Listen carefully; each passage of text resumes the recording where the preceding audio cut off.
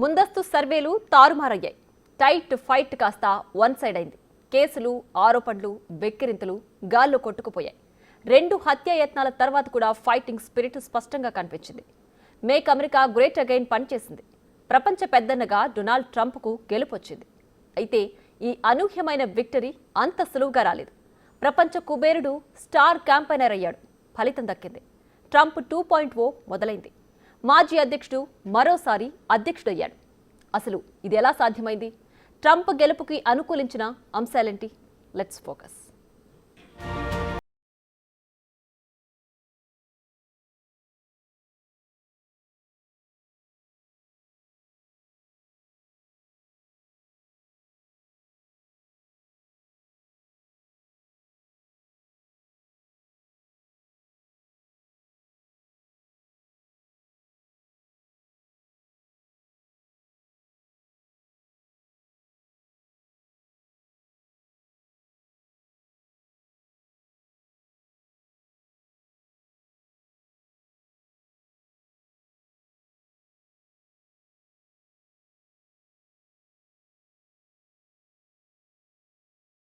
Social మీడియానే megaphone గా మార్చేసి ఎన్నికల యుద్ధ భూమిలో ఓటర్ల కోసం $1 మిలియన్ ఆఫర్ పెట్టి ఓట్లు వేయించారు. ముఖ్యంగా ఎన్నికల ఫలితాలను టర్న్ చేయగల కీలక స్వింగ్ స్టేట్ పెన్సిల్వేనియాలో ఎలన్ మస్క్ మంత్రం పారింది. దీంతో ట్రంప్ కు అధికారం దక్కింది. అందుకే గెలుపుకు దగ్గరైన సందర్భంగా ట్రంప్ చేసిన ప్రసంగంలో ఎలన్ మస్క్ స్టార్ అయ్యాడు.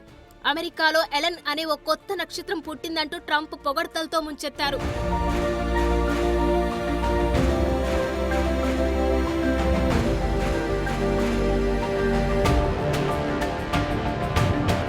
మస్క్ రిపబ్లికన్ ఓటర్లు ట్రంప్ను ఎంత అభిమానించారో అంతగా ఎలన్ మస్క్ తమ పార్టీకి చేసిన సహాయానికి ముగ్ధులయ్యారు. అందుకే ఎలన్ మస్క్ గురించి ట్రంప్ చాలాసేపు మాట్లాడారు. తన గెలుపులో ఎలన్ మస్క్ ఎంత సాయపడ్డారో చెప్పలేదు, కానీ తనకు ఎలన్ మస్క్ కు ఉన్న అనుబంధం వల్ల అమెరికాకు ఎంత మేలు జరుగుతుందో చెప్పకని చెప్పారు. నార్త్ కెరోలినాలో ఇటీవల వచ్చిన వరదలకు ఎలన్ మస్క్ స్టార్ లింక్ చేసిన సేవల వలన చాలా మంది ప్రాణాలు కాపాడగలిగామని తెలిపారు. నిజానికి ఈ మాటలు మస్క్ కు రాబోయే ట్రంప్ ప్రభుత్వంలో ఇచ్చే ప్రాధాన్యతను కూడా తెలియజేస్తున్నాయనడంలో సందేహమే లేదు. గతంలోనే తాను గెలిస్తే ఎలన్ మస్క్ ను ప్రభుత్వంలో భాగం చేస్తానని ట్రంప్ ప్రకటించారు. ఇక ఇప్పుడు ఆ మాటలకు తగ్గట్లుగా ఎలన్ మస్క్ ను స్టార్ పుట్టాడని తన స్టార్ లింక్ ప్రాధాన్యతను కూడా జోడిస్తూ ప్రశంసించారు.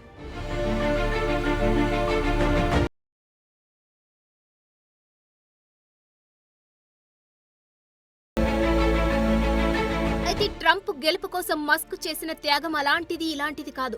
ట్రంప్ ప్రచార కార్యక్రమాల నిర్వహణ కోసం ఎలాన్ మస్క్ ఏకంగా 1109 కోట్ల రూపాయలు ఖర్చు చేసినట్లుగా తెలుస్తోంది. అధ్యక్ష ఎన్నికల ప్రచారాల్లో ట్రంప్ కోసం కానీ బైడెన్ కోసం కానీ తన వైపు నుంచి ఆర్థిక సహకారం ఉండబోదంటూ మొదట్లో ప్రకటించిన ఎలన్ మస్క్ అంత మొత్తాన్ని ట్రంప్ తరపున ప్రచార కార్యక్రమాలకు ఇవ్వడమే కాకుండా వ్యక్తిగతంగా ట్రంప్ ప్రచార సభల్లో పాల్గొని ఓటర్లను ఆకర్షించారు. అత్యంత ధనవంతుడైన మస్క్ తన విలువైన సమయాన్ని, డబ్బును ఖర్చు చేసి రోజుల తరబడి కీలకమైన పెన్సిల్వేనియాలో ట్రంప్కు ఓట్లు రాలేలా చేశారు. ఒక విధంగా ట్రంప్ను గెలిపించడానికి తాను జైలు పాలయ్యే నిర్ణయాలను కూడా తీసుకున్నారు. ట్రంప్నకు అనుకూలంగా ఓటర్లను మార్చడానికి మస్క్ డబ్బును తాయిలాలు ఇచ్చారు. తన సోషల్ మీడియా కంపెనీ ఎక్స్ ను వాడుకొని ఓటర్లకు డబ్బులు ఆఫర్ చేశారు. స్వింగ్ రాష్ట్రాల్లో ఓటర్లలో ప్రతిరోజు లక్కీ డ్రాలో ఎంపికైన నమోదిత ఓటర్కు $1 మిలియన్ అందిస్తానని ప్రకటించారు. అయితే నగదు ప్రోత్సాహకాలు ఇవ్వడంపై అమెరికా న్యాయశాఖ దర్యాప్తు చేస్తున్నట్లు వెల్లడించినా ఇది ఫెడరల్ ఎన్నికల చట్టాల ఉల్లంఘనల కిందకు వస్తాయని హెచ్చరించినా మస్క్ పట్టించుకోలేదు.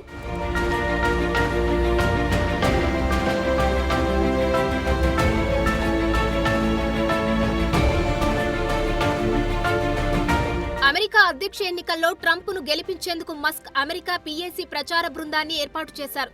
అమెరికాలో వాక్ స్వాతంత్రం, తుపాకీ హక్కులపై అమెరికా PAC ఒక పిటిషన్ను రూపొందించింది. స్వింగ్ రాష్ట్రాల్లో ఈ పిటిషన్ పై సంతకం చేసిన ప్రతి నమోదిత ఓటర్కు $47 ఇవ్వనున్నట్లు PAC ప్రచార బృందం తెలిపింది. అంతేకాకుండా స్వింగ్ రాష్ట్రాల్లో నమోదిత ఓటర్ల నుంచి ప్రతిరోజు లక్కీ డ్రా తీసి ఎంపికైన ఓటర్కు $1 మిలియన్ ఇవ్వనున్నట్లు ప్రకటించింది. పెన్సిల్వేనియా రాష్ట్రంలో, నార్త్ కరోలినా రాష్ట్రంలో ఈ $1 మిలియన్ చెక్కులను కూడా అందజేశారు. దీనిపై మస్క్ ప్రచార బృందం అమెరికా PACకి న్యాయశాఖకు హెచ్చరిక లేఖ పంపింది. ఇది చట్టవిరుద్ధమని తేలితే మస్క్ కు 5 ఏళ్లు జైలు శిక్ష పడొచ్చని న్యాయ నిపుణులు చెప్పారు.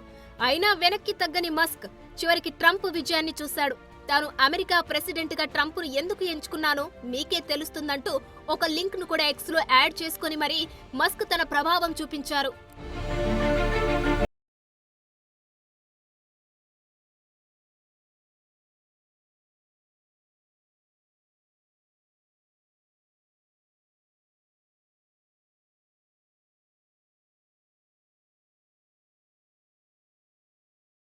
సంస్థ ప్రస్తావించిన కొన్ని ఎక్స్ పోస్టులు దీనికి ఉదాహరణలుగా చూపారు.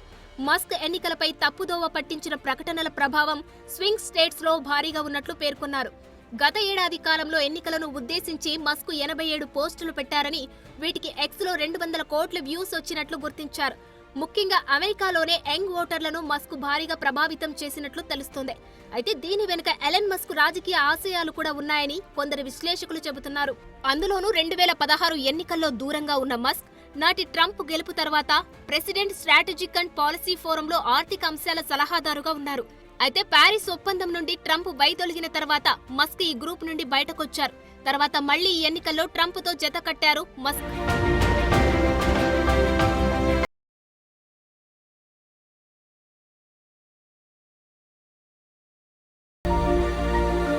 కొన్ని నివేదికల ప్రకారం డొనాల్డ్ ట్రంప్ అమెరికా అధ్యక్షుడిగా ఎన్నికైతే అమెరికాలో డిపార్ట్మెంట్ ఆఫ్ గవర్నమెంట్ ఎఫిషియన్సీకి బిలియనీర్ ఎలన్ మస్క్ నాయకత్వం వహిస్తారనే అభిప్రాయం ఉంది.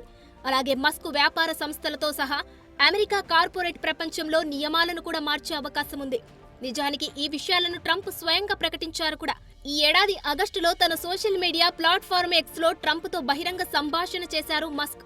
ఇందులో భాగంగా డిపార్ట్మెంట్ ఆఫ్ గవర్నమెంట్ ఎఫిషియన్సీ రూపొందించాలని మస్క్ సూచించారు. ప్రభుత్వ ఖర్చులను తగ్గించాలని, బడ్జెట్లో కోత అవసరమని, పన్నుల్లో సంస్కరణ తీసుకురావాలని, దీనికోసం తాను స్వయంగా సహాయం చేయడానికి సిద్ధంగా ఉన్నానని మస్క్ తెలిపారు. అప్పుడు ట్రంప్ స్పందిస్తూ మస్క్ ఉద్యోగాలను భారీగా కట్ చేస్తాడంటూ సరదా వ్యాఖ్యలు చేశారు. అయితే ఇప్పుడు ట్రంప్ గెలుపుతో ఆ సంభాషణ ప్రతిఫలంగా కనిపిస్తుందని విశ్లేషకులు భావిస్తున్నారు. ఏది ఏమైనప్పటికీ ట్రంప్ గెలుపులో మస్క్ కార్డ్ కీలకంగా మారిందని అందరూ ఒప్పుకోవాల్సిందే.